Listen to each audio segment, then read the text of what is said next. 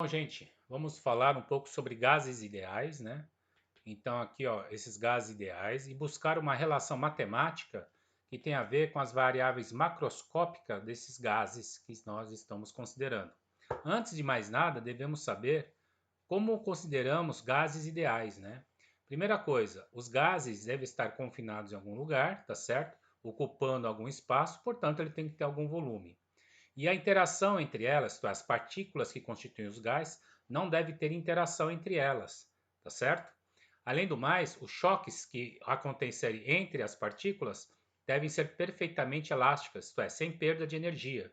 Então, choques perfeitamente elásticas não vai ter perda de energia, porque se isso acontecer, choques onde ocorre perda de energia, vai ter um aumento de temperatura por si só, tá certo? O que acaba prejudicando um pouco as equações que a gente vai querer chegar lá. Uh, Observe o seguinte, ó. Quem são essas variáveis macroscópicas que a gente considera, né? Porque nós não podemos considerar uma partícula por vez, temos que considerar o conjunto delas. E o conjunto delas tem a ver com a pressão, volume e temperatura. E aqui a quantidade de partículas que nós aprendemos na química, que é o mol, tá certo? Observe o seguinte, já que vamos falar a respeito dessas variáveis macroscópicas, né? Então, pressão, volume e temperatura que vai representar esse conjunto de estado de um gás, nós observamos o seguinte, se você aumentar a temperatura, você aumenta a pressão, com a panela de pressão, tá? Aumentou a temperatura no fogão, né? Na panela de pressão, o que acontece com a panela de pressão? A pressão aumenta, né? Muito bem?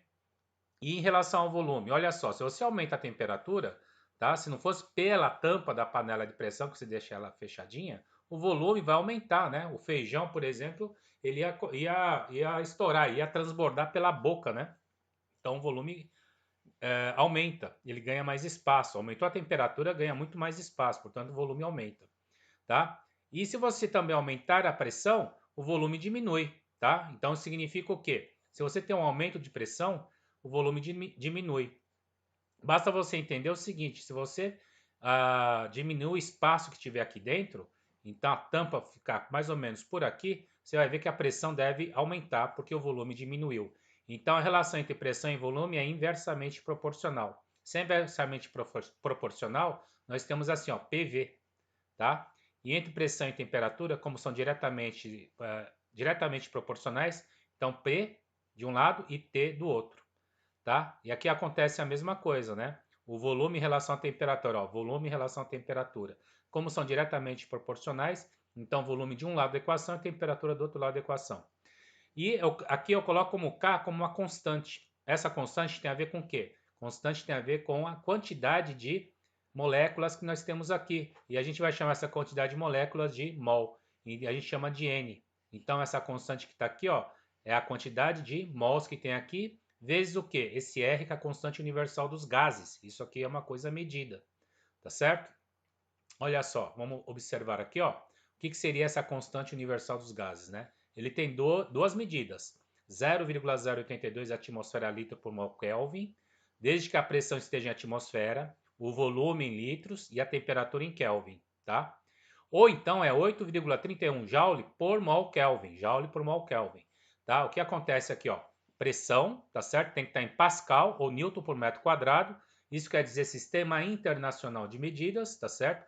O volume tem que ser em metros cúbicos, tá certo? Porque tem a ver com o Sistema Internacional de Medidas e a temperatura em Kelvin, ok? Tá certo? Então, nós vamos utilizar 8,31.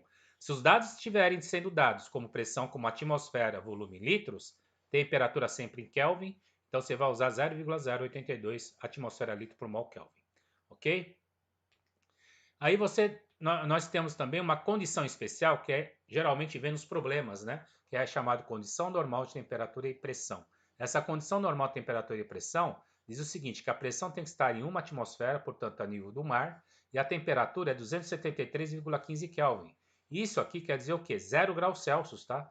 273,15 Kelvin é o ponto de congelamento da água, tá certo? Ou ponto de fusão da água, 273,15 Kelvin, que é 0 graus Celsius, tá? Ou, tá certo?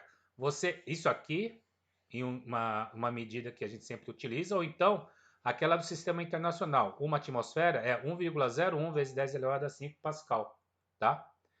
E utilizando naquela equação que a gente tinha visto antes, né, PV igual a nRT, vamos colocar essa pressão aqui, ó, nessa parte aqui, 1,01 vezes 10 a quinta, vezes o volume, que é igual número de mols, vamos considerar como 1 mol, né, quantidade de gás, 1 mol, e o R, 8,31 joule por mol Kelvin, né, porque nós estamos usando o Sistema Internacional de Medidas, e aqui a temperatura é 273,15.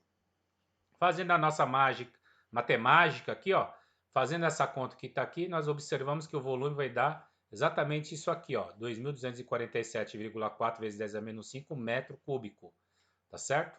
Aí o que você vai fazer? Tá vendo esse metro cúbico? Esse metro cúbico quer dizer o quê? 1.000 litros. Então, no lugar desse metro cúbico aqui, ó, eu vou colocar 10 ao cubo litros, tá certo? E aí, então, vamos fazer a nossa magia, né, que é volume, que é igual a 2.247,4 vezes 10 a menos 2. Bom, como é 10 a menos 2, então a vírgula está aqui, passa aqui a 1, 2 dá 22,4 litros. Então, nas condições normais de temperatura e pressão, o volume é 22,4 litros.